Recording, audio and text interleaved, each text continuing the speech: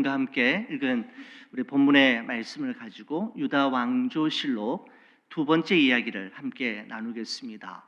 아비야, 처음 마음을 잃어버린 왕이라고 하는 제아의 말씀으로 함께 은혜를 나누고자 합니다.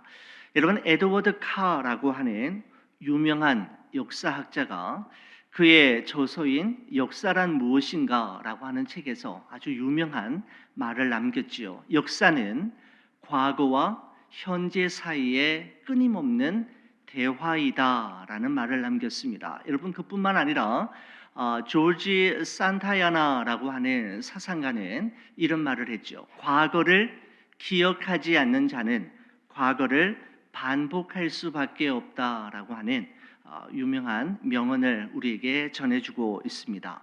여러분, 그렇습니다. 넘어진 자리에서 또다시 넘어지고 틀린 문제를 또다시 틀릴 때 여러분, 그것만큼 속상하고 안타까운 일이 여러분 어디 있겠습니까?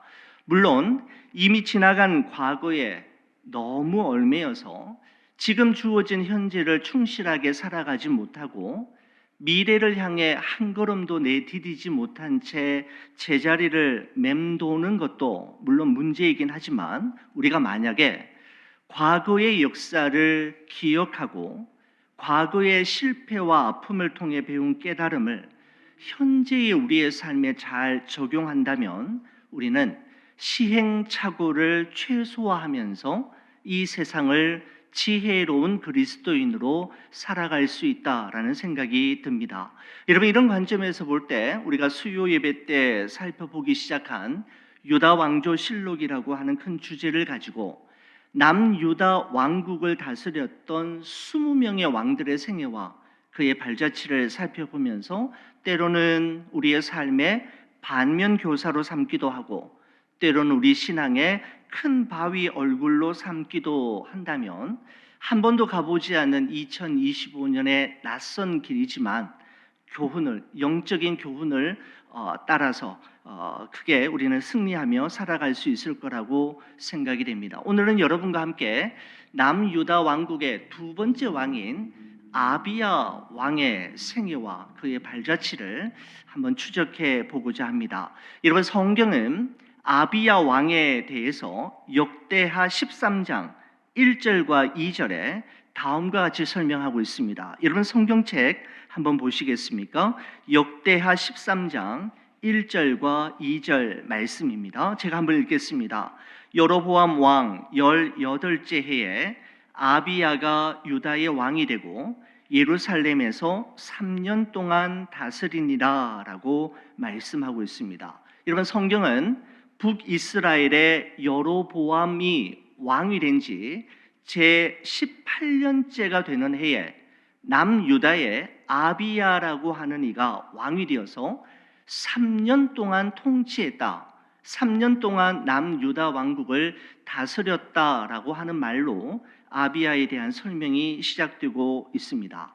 여러분, 남유다의 첫 번째 왕이었던 르호보암 왕이 17년을 다스렸고 세 번째 왕인 아들 아사가 41년을 남유다 왕국을 다스린 것에 비하면 여러분, 두 번째 왕인 그 아비야는 3년이라고 하는 아주 짧은 기간 동안 남유다를 통치했던 왕으로 우리에게 소개되고 있는 것을 보게 됩니다. 여러분, 이런 아비야의 인생에 대해서 성경은 북이스라엘과 남유다 사이에 있었던 전쟁의 사건을 우리에게 소개하면서 그가 어떤 왕이었는지에 대해서 말씀하고 있는데, 여러분, 역대하 13장 18절 말씀 한번 보시겠습니까? 저 뒤쪽으로 넘어가셔서 18절 말씀 한번 보시는 겁니다. 제가 한번 읽겠습니다. 그때에 이스라엘 자손이 항복하고 유다 자손이 이겼으니 이는 그들이 그들의 조상들의 하나님 여호와를 의지하였음이라 라고 말씀하고 있습니다. 군사력으로 보나 전투 경험으로 보나 전술 등에 있어서 모든 것이 열세이었음에도 불구하고 남유다는 북이스라엘을 결단코 이길 수 없었음에도 불구하고 모두의 예상을 완전히 뒤엎고 대반전이 일어나게 되었는데, 그 이유에 대해서 성경은 단도직입적으로 남유다의 아비야 왕과 백성들이 하나님 여호와를 의지한 결과였다라고 우리에게 소개하고 있습니다. 여러분 어디 그뿐입니까? 여러분 20절 21절 말씀 한번 보시겠습니까? 계속해서 이렇게 이야기합니다. 아비야 때에 여로보암이 다시 강성하지 못하고 여호와의 치심을 입어 죽었고 아비야는 점점 강성하여 아내 14을 거느려 아들 22과 딸 16을 낳았더라라고 말씀하고 있습니다. 점점 더 강성하여져 가고 자손이 많았다라고 하는 것은 하나님으로부터 큰 축복을 받았다라고 하는 것을 의미할 뿐만 아니라 앞으로 왕위가 견고히 지속될 가능성이 높아졌다라는 사실을 역대하의 말씀을 읽는 독자들에게 소개하면서 아비야를 마무리 짓고 있는 것을 보게 되지요. 여러분 그런데 놀라운 사실이 있습니다. 여러분 이런 아비야 왕 말입니다. 여러분 이런 아비야 왕에 대한 열왕기서의 평가는 정반대라는 사실을 우리는 또한 기억할 필요가 있습니다. 여러분 열왕기상 15장에 이 아비야에 대한 이야기가 나오는데요. 아비야라고 이름이 되어 있지 않고 아비얌이라고 소개되면서 이렇게 기록하고 있습니다. 느바세의 아들 여로보암 왕 18째 해에 그죠? 북이스라엘의 여로보암이 18년째 나라를 다스리던 그때에라는 것이죠. 아비암이 바로 우리 역대하에서 우리가 보았던 아비야와 같은 이름입니다. 유다 왕이 되고 예루살렘에서 3년 동안 다스리니라 이렇게 소개하면서 여러분 3절 말씀에 보면 이렇습니다. 아비암이 그의 아버지가 이미 행한 모든 죄를 행하고 그의 마음이 그의 조상 다윗의 마음과 같지 아니하여 그의 하나님 여호와 앞에 온전하지 못하였으나라고 기록하고 있는 것을 볼 수가 있습니다. 여러분 성경 열왕기상은 아비야를 아비얌이라고 부르고 있는데 여러분 아비야라고 하는 이름의 뜻은 무엇인가 하면 내 아버지는 여호와이시다라고 하는 의미이지만 아비얌이라고 하는 뜻은 내 아버지는 얌이다라는 뜻인데 여러분 이 얌이 어떤 의미를 가지고 있느냐 하면 당시 고대의 바다의 신을 가리킬 때 얌이라고 하는 신의 이름이 있었다라는 것이죠. 이건 무슨 말입니까? 바로 열왕기서의 저자는 이 이교도적인 색채를 띠는 왕의 이름을 아비야라고 쓰지 않고 이교도적인 색채를 띠는 왕의 이름을 사용하면서 그 왕을 평가절하하고 있는 모습을 볼 수가 있는 것이죠. 여러분 게다가 아비야, 이 아비얌은 그의 아버지 즉 르호보암이 행한 모든 죄를 짓고 그의 마음이 다윗의 마음과 같지 아니하였으며 여호와 하나님 앞에 온전하지 못했다라고 열왕기상은 우리에게 평가하고 있다라는 것입니다. 여러분 르호보암이 행한 모든 죄가 무엇이었습니까? 그의 아버지 르호보암이 행하였던 모든 죄가 무엇이었습니까? 우리가 지난주 우리 수요 예배 시간에도 살펴보았던 것처럼 여호와를 구하는 마음을 굳게 하지 않은 죄이었지 않습니까? 여호와를 구하는 마음을 굳게 하지 않은 죄라는 것은 여호와께 구하지 않았다라는 말이고 또한 이 말은 여호와께 구하지 않고 사람에게 구했다라고 하는 의미가 있다라는 말씀을 여러분과 함께 나눈 기억도 납니다. 여러분 하나님께서는 이것을 아주 엄중하게 보셨는데 아버지 르호보암은 아들 아비야에게 왕위를 물려주었을 뿐만 아니라 여호와를 구하지 않는 모습까지 물려주었다라고 말하고 있는 것입니다. 왕위를 물려주었을 뿐만 아니라 르호보암이 그의 아들인 아비야에게 왕위뿐만 아니라 또 하나 물려준 것이 있었는데 그것은 여호와를 구하지 않는 모습까지 물려주었다라는 것이죠. 여러분 그렇습니다.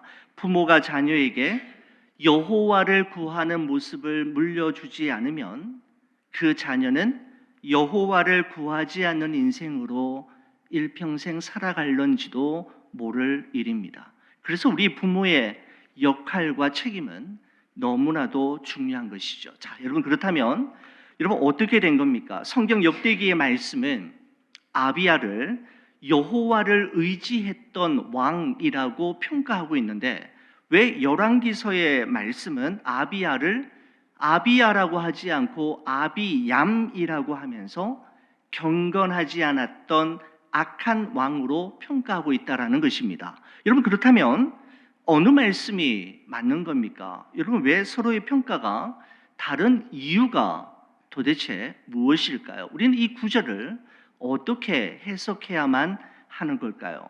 여러분 이 질문에 대한 답을 얻기 위해서는 성경 역대기서를 기록한 저자와 열왕기서를 기록한 저자가 누구인지를 우리가 먼저 살펴보는 과정이 필요하다라는 생각이 들었습니다. 여러분 좀 성경 공부를 한다라고 하는 의미에서 우리가 잠깐 한번 살펴본다면 여러분 전통적으로 성경 역대기서의 저자는 에스라로 보고 있습니다. 여러분 그 이유가 있는데요. 역대기서의 마지막 장 마지막 절인 역대하 36장 22절과 23절의 말씀을 한번 보겠습니다. 여러분 제가 36장 22절을 제가 먼저 읽겠습니다. 23절은 여러분이 읽어주시면 좋겠습니다. 22절입니다. 바사의 고레스 왕 원년에 여호와께서 예레미야의 입으로 하신 말씀을 이루시려고 여호와께서 바사의 고레스 왕의 마음을 감동시키심에 그가 온 나라에 공포도 하고 조서도 내려 이르되 23절입니다. 바사 왕 고레스가 이같이 말하노니 하늘의 신 여호와께서 세상 만국을 내게 주셨고 나에게 명령하여 유다 예루살렘에 성전을 건축하라 하셨나니 너희 중에 그의 백성된 자는 다 올라갈지어다. 너희 하나님 여호와께서 함께 하시기를 원하노라 하였더라 라고 하는 여러분 이 두 절 말씀 말입니다. 역대기의 마지막 장 마지막 두 절 말씀과 역대기 다음에 나오는 게 뭐냐면 에스라서이거든요. 에스라서 1장 1절과 2절의 말씀이 동일하게 되어 있습니다. 여러분 눈으로 한번 쭉 보십시오. 여러분 댁에 가셔서 여러분 성경을 보시게 되면 거의 한 98% 뭐 100%까지는 아니더라도 똑같은 거의 문장으로 구성되어 있는 것을 보게 됩니다. 여러분 그래서 성경학자들은 성경 역대기의 마지막 말씀과 성경 에스라서의 첫 말씀이 동일한 점을 이유로 들어서 에스라서뿐만 아니라 역대기서를 기록했다라고 그들은 분명하게 믿고 우리에게 이야기하고 있는 것이죠. 여러분 그렇습니다. 역대기서는 에스라가 기록한 성경책입니다. 물론 성령의 감동하심을 따라 그렇게 기록했죠. 여러분 그렇다면 성경 열왕기서는 누가 기록한 것일까요? 여러분 전통적으로 열왕기서의 저자를 예레미야로 보고 있는데 그 이유가 있습니다. 여러분 열왕기서의 마지막 장 마지막 절인 열왕기하 25장의 말씀에 보면 이런 말씀이 있습니다. 우리 한 절씩 저와 함께 한번 교독하시겠습니다. 27절 먼저 보겠습니다. 유다 왕 여호야긴이 사로잡혀 간지 37년 곧 바벨론 왕 에윌므로닥이 즉위한 원년 12월 그달 27일에 유다의 왕 여호야긴을 옥에서 내놓아 그 머리를 들게 하고 그에게 좋게 말하고 그의 지위를 바벨론에 그와 함께 있는 모든 왕의 지위보다 높이고 29절입니다. 그 죄수의 의복을 벗게 하고 그의 일생에 항상 왕의 앞에서 양식을 먹게 하였고 그가 쓸 것은 날마다 왕에게서 받은 양이 있어서 종신토록 끊이지 아니하였더라 라고 되어 있습니다. 열왕기하의 마지막 장 마지막 네 구절인데요. 여러분 이 구절이 예레미야서의 마지막 장 마지막 절과 거의 동일합니다. 한 98%, 100% 똑같다라고 할 수 없지만 거의 내용이 9절까지 맞추어서 동일한 것을 들어서 성경학자들은 열왕기서는 예레미야 선지자가 기록했을 것이다 라고 거의 인정하고 있는 그런 단계에 있습니다. 여러분, 역대기 상하는 에스라가, 열왕기 상하는 예레미야 선지자가 기록한 것이죠. 서로 저자가 다를 뿐만 아니라 여러분, 열왕기서와 역대기서를 기록한 목적이 서로 다릅니다. 여러분, 예레미야가 열왕기서를 기록할 때는 어떤 목적을 가지고 있었느냐 하면, 왜 우리는 멸망할 수밖에 없었는가라고 하는 질문에 대한 답을 기록할 목적으로 기록했습니다. 왜 하나님의 백성인 우리가 적들에 의해서 실패하고 멸망할 수밖에 없었는가라고 하는 이유에 초점을 맞추면서 예레미야는 그 이유가 하나님의 말씀에 불순종하는 죄 때문이다 라고 하는 것을 가르칠 목적으로 기록한 것이 바로 열왕기서의 말씀이라고 한다면, 여러분, 에스라가 역대기서를 기록하는 목적은 무엇이었는가 하면 이런 겁니다. 그러면 우리는 어떻게 해야 하는가? 우리에겐 과연 소망이 있는가? 우리에겐 또다시 기회가 주어질 것인가?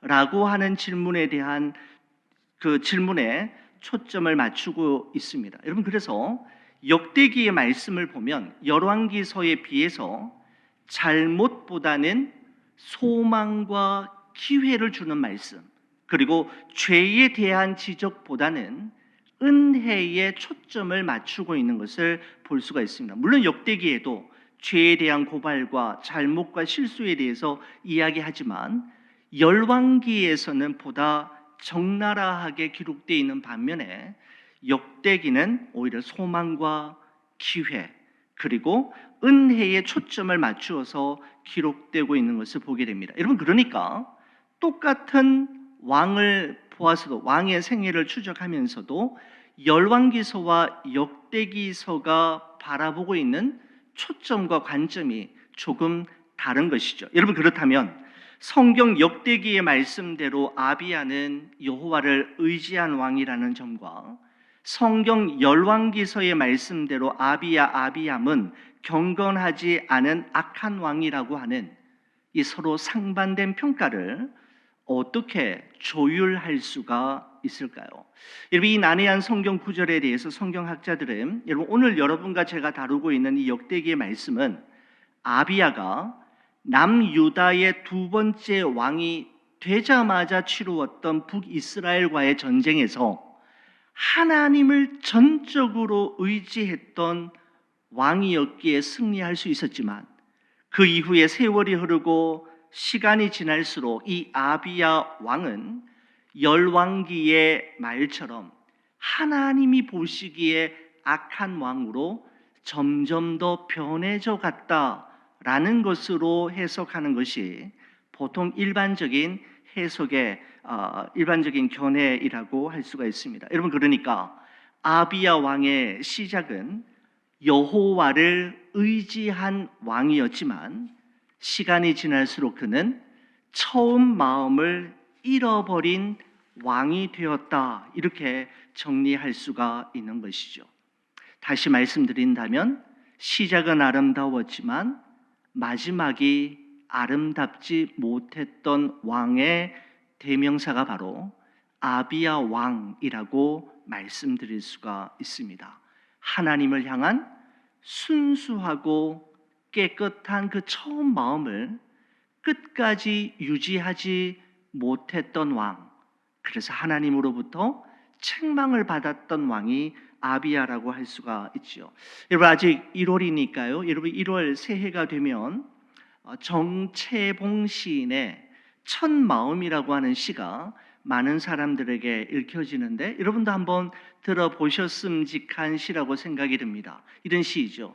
1월 1일 아침에 찬물로 세수하면서 먹은 첫 마음으로 1년을 산다면, 학교에 입학하여 새 책을 앞에 놓고 하루 일과표를 짜던 영롱한 그 첫 마음으로 공부를 한다면, 사랑하는 사이가 처음 눈이 맞던 날에 떨림으로 내내 계속된다면, 첫 출근하는 날 신발끈을 매면서 먹은 마음으로 직장 일을 한다면, 아팠다가 병이 나은 날의 상쾌한 공기 속에 감사한 마음으로 몸을 돌본다면, 세례 성사를 받던 날의 빈 마음으로 눈물을 글썽이며 교회를 다닌다면, 나는 너는 나라며 화해하던 그날의 일치가 가시지 않는다면, 여행을 떠나던 날 차표를 끊던 가슴 뜀이 식지 않는다면, 이 사람은 그때가 언제이든지 늘 새 마음이기 때문에 바다로 향하는 냇물처럼 날마다 새로우며 깊어지며 넓어진다라고 하는 정채봉 시인의 첫 마음이 오늘 이 야비야의 모습을 보면서 생각이 났습니다. 여러분, 그렇지 않습니까? 처음이라는 단어는 언제나 특별합니다. 설레임과 순수함이 있기 때문이지요. 첫눈, 첫사랑, 첫 만남, 첫 아기, 첫 걸음, 첫 출근하던 날, 첫 월급을 받던 날. 여러분, 모든 처음은 우리의 가슴을 뛰게 만들고 우리의 가슴을 설레게 만듭니다. 모든 처음은 말입니다. 여러분, 근데 문제는 무엇입니까? 그 처음 마음을 끝까지 그리고 한결같이 지속해 가는 것이 얼마나 어려운 일인가를 우리 모두는 너무나도 잘 알고 있습니다.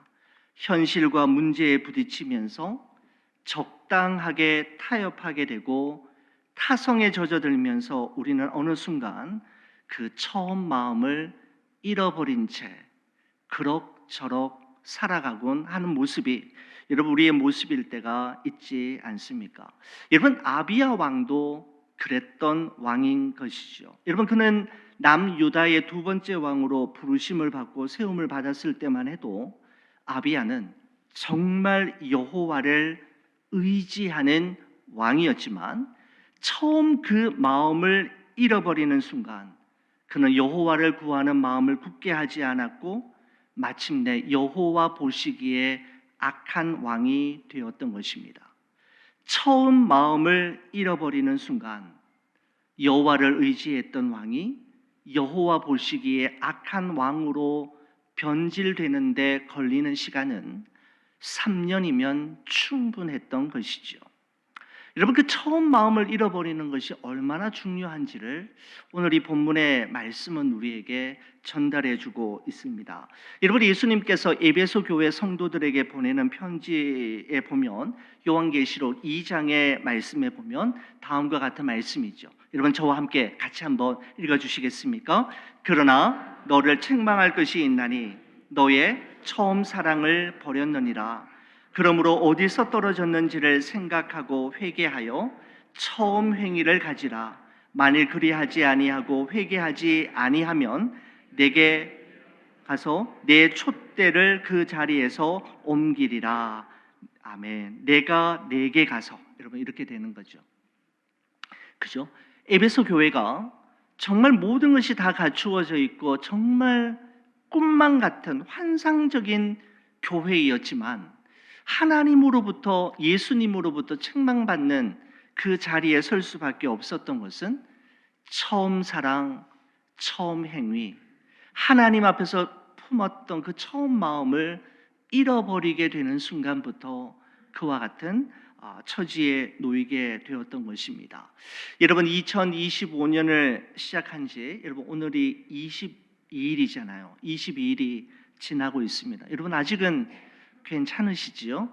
처음에 먹으셨던 하나님 앞에 결단했던 그 처음 마음이 여전히 변함없이 한결같이 잘 가지고 계시는 것이지요. 여러분, 하나님 앞에서 가진 처음 마음, 처음 사랑, 처음 행위를 잃어버리지 말고 끝까지 잘 유지하고 지속해 갈 수 있기를 주의 이름으로 간절히 축원을 드립니다. 여러분과 한 가지 더 나누고 싶은 것이 있습니다. 여러분, 하나님께서는 남유다의 두 번째 왕인 아비야 왕의 나중이 어떻게 될 거라는 것을 하나님은 이미 아셨을 것 같습니다. 여러분, 그럼에도 불구하고 아비야가 한때는 하나님을 의지했던 왕이었다라고 하는 사실을 이 역대기의 말씀에 꼭 기록해 두고 싶으셨던 것 같습니다. 여러분, 그래서 오늘 역대기 13장에 보면 그 이야기가 기록이 되어 있는 것이죠. 여러분, 역대기 13장은 아비야가 남유다의 두 번째 왕으로 등극한 이후에 왕이 된 지 얼마 되지 않아서 발생했던 북이스라엘과 남유다와의 전쟁 이야기를 기록하고 있는 것입니다. 여러분, 역대하 13장 1절 여러분 다시 한번 보시겠습니까? 이렇게 되어 있습니다. 여로보암 왕 18째 해에, 여로보암은 북이스라엘의 첫 번째 왕이죠. 북이스라엘의 여로보암 왕 18째 해에 이렇게 할 수 있겠습니다. 그때 남유다의 아비야가 왕이 되고 라고 하면서 전쟁이 일어났는데 3절에 보시면 아비야는 싸움에 용감한 군사 40만 명을 택하여 싸움을 준비하였고 북이스라엘의 여로보암은 큰 용사 80만 명을 택하여 그와 대진한지라 라고 말씀하고 있습니다. 여러분, 아버지 르호보암이 죽고 아버지를 이어서 갑자기 왕이 된 아비야는 아직 왕으로서 내가 뭐 해야 될지 자신의 역할과 임무를 아직 제대로 파악하지 않은, 준비도 되지 않은 상황에서 북이스라엘과 전쟁을 벌여야만 하는 정말 그런 위기 가운데 놓이게 된 것이죠.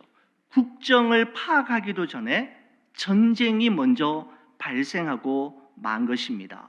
여러분, 남유다의 아비야의 이러한 상황은 북이스라엘의 여로보암이 보기에는 남유다를 쳐서 정복하기에 최적기라고 생각했을 것입니다. 여러분, 여로보암은 이미 18년째 북이스라엘을 통치하고 있는 노련한 백정 노장이었기 때문에 이제 갓 왕이 되어서 국정을 파악하고 있는 저 어린 아비야가 제대로 파악하기 전에 공격을 해서 남유다를 친다면 남유다를 쉽게 정복할 수 있을 거라고 생각했던 것입니다. 여러분, 그래서 여로보암이 북이스라엘 10지파로부터 80만 대군을 모으는데, 여러분, 성경은 이 80만 대군이 큰 용사였다라고 기록하고 있습니다. NIV 영어 성경, ESV 영어 성경에 보면 이 큰 용사를 이렇게 표현하고 있고요. 이 북이스라엘을 대항하기 위해서 남유다에 모인 군사가 40만 명인데 싸움에 용감한 군사라고 표현하고 있습니다. 여러분, 영어로 된 표현과 또 우리 북이스라엘의 영어로 된 표현과 남유다의 영어로 된 표현들을 볼 때 여러분, 상대가 안 되는 것이죠. 일단 80만 명 대 40만 명의 전쟁이고, 위에는 거의 군대, 군사, 전사들로 구성된 80만 명이지만 남유다는 40만 명인데다가 겨우 싸움하는 사람, 용감한 사람 정도로 구성되어 있는 것을 볼 수가 있습니다. 여러분, 그러니까 성경은 무슨 이야기를 하려고 하는가 하면 군사적으로나 전투 경험으로나 전략과 전술적으로 볼 때 절대로 이길 수 없는 싸움이었음을 말씀하고 있는 것입니다. 여러분, 그런데 여기에서 대반전이 일어나게 되죠. 자, 여러분 보시겠습니다. 13절 말씀 보시겠습니다. 역대하 13장 13절에서 17절까지 말씀을 저와 함께 같이 한번 교독하시겠습니다. 13절 제가 먼저 보겠습니다. 여로보암이, 즉 북이스라엘의 왕이 여로보암이지 않습니까? 유다의 뒤를 둘러 복병하였으므로 그 앞에는 이스라엘 사람들이 있고 그 뒤에는 복병이 있는지라 유다 사람이 뒤를 돌아보고 자기 앞뒤에 적병으로 말미암아 여호와께 부르짖고 제사장들은 나팔을 부니라. 유다 사람이 소리 지르매 유다 사람이 소리 지를 때에 하나님이 여로보암과 온 이스라엘을 아비야와 유다 앞에서 치시니 이스라엘 자손이 유다 앞에서 도망하는지라. 하나님이 그들의 손에 넘기셨으므로 아비야와 그의 백성이 크게 무찌르니 이스라엘이 택한 병사들이 죽임을 당하고 엎드러진 자들이 50만 명이었더라 라고 말씀하고 있습니다. 40만 명이 북이스라엘의 80만 명 중에서 50만 명을 그 자리에서 섬멸했다라는 것이죠. 그러면서 승리한 이유를 본문 18절 보시겠습니다. 이렇게 기록합니다. 그때 이스라엘 자손이 북이스라엘 자손이 항복하고 유다 자손이 남유다 자손이 이겼으니 이는 그들이 그들의 조상들의 하나님 여호와를 의지하였음이라 라고 말씀하고 있습니다. 아비야와 남유다 백성들은 여호와 하나님을 의지하였고 하나님께서는 자신을 의지하는 아비야 왕과 남유다의 부르짖음을 들으시고 모든 열세를 뒤집고 큰 승리를 그들에게 안겨다 주었던 것입니다.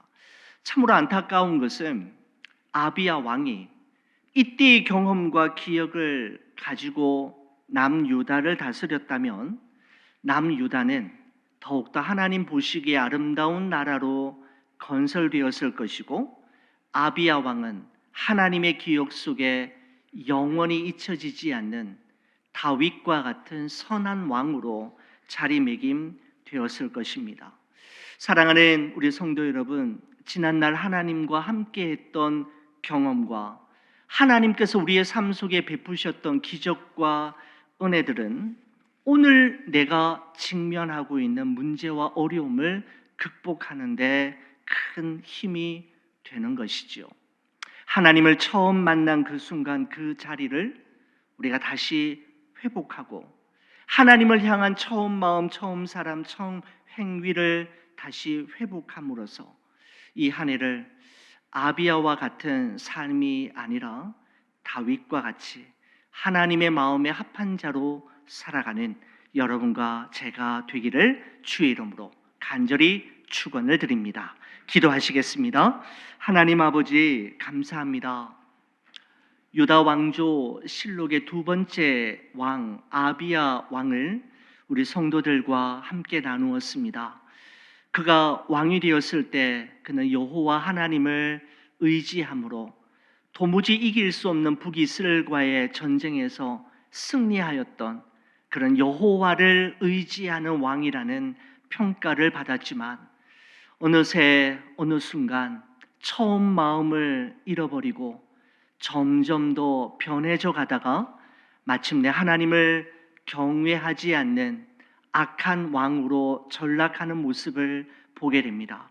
하나님, 우리에게 하나님을 처음 만난 그 순간 그 자리를 회복할 수 있도록 도와주시고 하나님을 향한 처음 마음과 처음 사랑으로 살아가는 우리 모두가 되게 하옵소서.